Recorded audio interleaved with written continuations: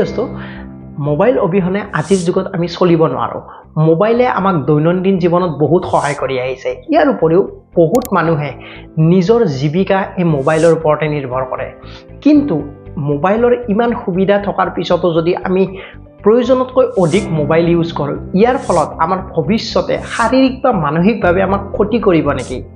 ইয়াৰ উপৰিও আজিকালি সৰু সৰু ল'ৰা ছোৱালীবোৰৰো মোবাইলৰ প্ৰতি আগ্ৰহ বাঢ়ি গৈছে।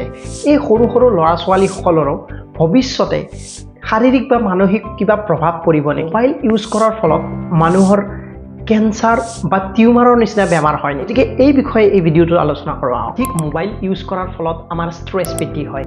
আপোনাৰ মোবাইলত এটাৰ পিছত এটা মেছেজ অথবা নটিফিকেশ্যন আহিয়ে থাকে আৰু এই নটিফিকেশ্যন বা মেছেজে আপোনাৰ এটেনশ্যন লৈ থাকে। ইয়াৰ ফলত আপোনাৰ কৰিবলগীয়া কামখিনিৰ পৰা আপোনাৰ দূৰত্ব বাঢ়ি যায়, যাৰ ফলত আপোনাৰ ষ্ট্ৰেছ বৃদ্ধি হয় যে কৰিবলগীয়া কামখিনি কৰাই নহ'ল, মোবাইল চাই থাকোঁতে সময়খিনি গুচি গ'ল। আজিকালি হৈছে ছ'চিয়েল মিডিয়াৰ যুগ আৰু এই ছ'চিয়েল মিডিয়াৰ যুগত আমি ছ'চিয়েল মিডিয়াত দেখা কিছুমান বস্তু আমাৰো কৰিবলৈ ইচ্ছা যায়। যেনেকৈ ধৰক আজিকালি ছ'চিয়েল মিডিয়াত মানুহে সকলো বস্তু আপলোড দিয়ে। যেনেকৈ কোনোবাই যদি ভাল দামী মোবাইল কিনিছে সেইটো ছ'চিয়েল মিডিয়াত আপলোড দিছে। ঠিক সেইদৰে কোনোবাই যদি এখন গাড়ী কিনিছে সেইটো ছ'চিয়েল মিডিয়াত আপলোড দিছে। ঠিক তেনেদৰে কোনোবাই যদি ক'ৰবালৈ ফুৰিবলৈ গৈছে সেইটো ছ'চিয়েল মিডিয়াত আপলোড দিছে। সেই বস্তুবিলাক দেখি আমাৰো সেইবিলাক কৰিবলৈ ইচ্ছা যায় আৰু যদি আমি সেইবিলাক কাম কৰিবলৈ আমি আৰ্থিকভাৱে সবল নহয়, তেতিয়াহ'লে সেই বস্তুবোৰ আমি কিয় কৰিব নোৱাৰোঁ বুলি এটা মানসিক অশান্তিৰ সৃষ্টি হয়। মোবাইল অহাৰ পৰা আপোনাৰ কাম আৰু ঘৰৰ মাজত কোনো পাৰ্থক্য নোহোৱা হৈছে। আপুনি কামত থকা সময়খিনিতো কাম কৰিবই লাগিব। কাম ছুটি হোৱাৰ পিছতো মোবাইলৰ জৰিয়তে আপুনি কামৰ লগত জড়িত হৈ থাকিব লাগিব। সেইটো হোৱাটছআপেৰেই হওক, নহয় বা জুম মিটিঙৰে হওক, নহয় বা গুগল মিটেৰেই হওক। ঘৰত অহাৰ পিছতো আপুনি ডাটা পঠাব লাগিব, আপুনি ৰিপৰ্ট পঠাব লাগিব। এনেদৰে আপুনি এনি টাইম মোবাইলৰ জৰিয়তে আপুনি আপোনাৰ কামৰ সৈতে জড়িত হৈ থাকিব লাগিব।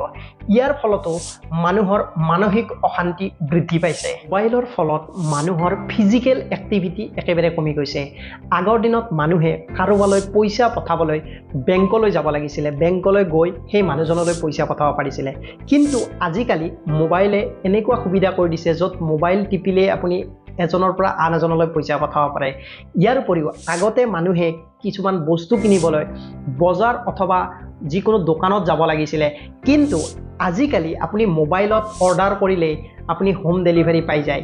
ইয়াৰ উপৰিও আগতে কোনোবা মানুহক আপুনি লগ ধৰিবলৈ আপুনি সেই মানুহজনৰ ওচৰত বা সেই মানুহজনে আপোনাৰ ওচৰত আহিব লাগিছিলে, কিন্তু আজিকালি মোবাইলৰ যুগত আপুনি ভইচ কল অথবা ভিডিঅ' কল কৰি ভাৰ্চুৱেলি আপুনি সেই মানুহজনক লগ পাব পাৰে, যাৰ ফলত মানুহৰ ফিজিকেল এক্টিভিটি একেবাৰে কমি গৈছে।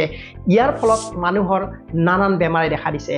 দিনৰ দিনটো মোবাইল চোৱাৰ পিছতো আপুনি ৰাতি শোৱাৰ সময়তো যেতিয়া মোবাইলটো ইউজ কৰিব, ইয়াৰ ফলত আপোনাৰ টোপনিৰ প্ৰব্লেমে দেখা দিয়ে। আজিকালিৰ মেক্সিমাম মানুহৰে টোপনিৰ প্ৰব্লেম হোৱাৰ এটাই প্ৰধান কাৰণ হৈছে, সেইটো হৈছে মোবাইল। আমাৰ মোবাইলৰ স্ক্ৰীনৰ পৰা ওলোৱা নীলা ৰঙৰ ৰশ্মিয়ে আমাৰ দেহত টোপনি কণ্ট্ৰল কৰা মেলাটনিন নামৰ হৰমনটো ৰিলিজ হোৱাত বাধা দিয়ে। ইয়াৰ ফলতে আমাৰ টোপনিৰ প্ৰব্লেমে দেখা দিয়ে। ইয়াৰ উপৰিও আপুনি শোৱাৰ সময়ত যেতিয়া মোবাইলত কিবা অদ্ভুত ধৰণৰ ভিডিঅ' অথবা ফটো চাব, ইয়াৰ ফলতো আপোনাৰ টোপনিৰ প্ৰব্লেমে দেখা দিয়ে। অধিক সময় আপুনি মোবাইল চোৱাৰ ফলত আপোনাৰ আই ষ্ট্ৰেইন এণ্ড ডিজিটেল আই চিণ্ড্ৰমৰ নিচিনা বেমাৰে দেখা দিব পাৰে। ইয়াৰ ফলত আপোনাৰ চকু ৰঙা হৈ যাব পাৰে, চকু ড্ৰাই হৈ যাব পাৰে আৰু আপোনাৰ চকুৱে নৰ্মেল অৱস্থাত কাম কৰাও বন্ধ কৰি দিব পাৰে। ইয়াৰ উপৰিও মাজে সময়ে আপোনাৰ চকুৰ ভিজন ব্লাৰৰ নিচিনা প্ৰব্লেমে দেখা দিব। মোবাইলৰ পৰা ওলোৱা ৰেডিয়েশ্যনৰ ফলত লং টাৰ্মত আমাৰ দেহত বহুত ক্ষতি কৰি আহিছে। যদিও ইয়াৰ ওপৰত কোনো প্ৰপাৰ ষ্টাডি অহা নাই, তথাপিও কিছুমান সৰু সৰু ষ্টাডিয়ে কৈছে যে লং টাইমৰ বাবে, বহুত সময়ৰ বাবে যদি আপুনি মোবাইলৰ কণ্টেক্টত থাকে, ইয়াৰ ফলত মোবাইলৰ পৰা ওলোৱা ৰেডিয়েশ্যনে মানুহৰ টিউমাৰ বা কেঞ্চাৰৰ কাৰণ হৈ উঠে। আপুনি মোবাইল চাই থাকোঁতে অথবা মোবাইল টিপি থাকোঁতে আপুনি যদি এটা ভাল পজিশ্যনত বহি থকা নাই, ইয়াৰ ফলত আপোনাৰ দেহত বহুত প্ৰব্লেমে দেখা দিব পাৰে। যেনেদৰে আপুনি যদি তলমুৱা কৰি বহুত টাইমৰ বাবে মোবাইলটো চাই আছে আৰু এটা ভাল পজিশ্যনত আপুনি পিঠিখন ৰখা নাই বা ভাল পজিশ্যনত আপুনি বহি থকা নাই, শুই থাকোঁতেও যদি আপুনি বেলেগ এটা পজিশ্যনত আপুনি শুই আছে, তেতিয়াহ'লে ইয়াৰ ফলত আপোনাৰ গলৰ বিষ অথবা পিঠিৰ বিষৰ নিচিনা প্ৰব্লেম দেখা দিব। অধিক মোবাইল ইউজ কৰাৰ ফলত আমি মোবাইলৰ প্ৰতি এডিক্টেড হৈ গৈছোঁ আৰু এই এডিক্টেডৰ ফলত আমাৰ বহুত প্ৰব্লেমে দেখা দিছে।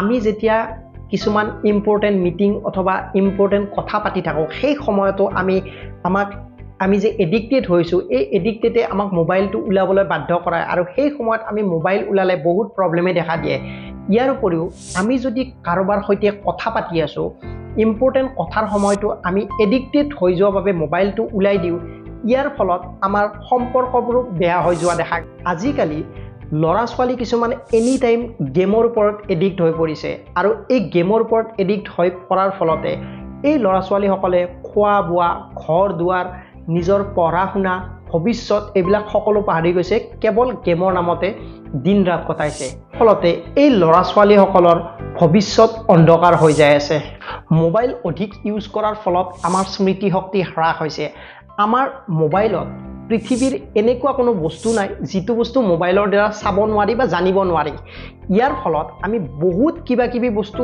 একে সময়তে তাক বিচাৰিব যাওঁ বা জানিব যাওঁ যাৰ ফলত আমাৰ ব্ৰেইনত একো বস্তু নৰয় ইয়াৰ উপৰিও আমি যদি কিবা এটা ভাল বস্তু পাওঁ বা তাক দেখোঁ বা কিতাপ এখনতে ভাল বস্তু এটা পালোঁ তাক আমি পঢ়ি মনত ৰখা বা বুজি লোৱাৰ পৰিৱৰ্তে ভাল বস্তু বুলি আমি তাক ফটো মাৰি ৰাখোঁ বা সেই বস্তুটো আমি ছেভ কৰি ৰাখোঁ ইয়াৰ ফলত আমি এই বস্তুটো কেতিয়াও সেই যে মোবাইলটোত ছেভ কৰি ৰাখিলোঁ সেইটো পঢ়ি নাচাওঁ কিন্তু পিছত যায় সেইটো বস্তু যেতিয়া কামত প্ৰয়োজন হয় তেতিয়া আমি সেই বস্তুটোৰ কথা একোৱে নাজানো কিন্তু মোবাইলতহে ৰৈ যায় ব্ৰেইনত নৰয় যুগত মোবাইল নোহোৱাকৈ কোনেও চলিব নোৱাৰে এইটো সত্য কিন্তু মোবাইল প্ৰয়োজনতকৈ অধিক ইউজ কৰিলে মোবাইলে মানুহক বহুত ক্ষতি কৰে শাৰীৰিক আৰু মানসিকভাৱে গতিকে মোবাইল ইউজ কৰক কিন্তু প্ৰয়োজনতকৈ অধিক নহয় আৰু মোবাইলৰ প্ৰতি এডিক্ট হ'ব নালাগে গতিকে এইখিনি আছিল আজিৰ ভিডিঅ'টোত যদি ভাল লাগে তেতিয়াহ'লে শ্বেয়াৰ কৰি আৰু চেনেলটো ছাবস্ক্ৰাইব কৰিবলৈ নিশ্চয়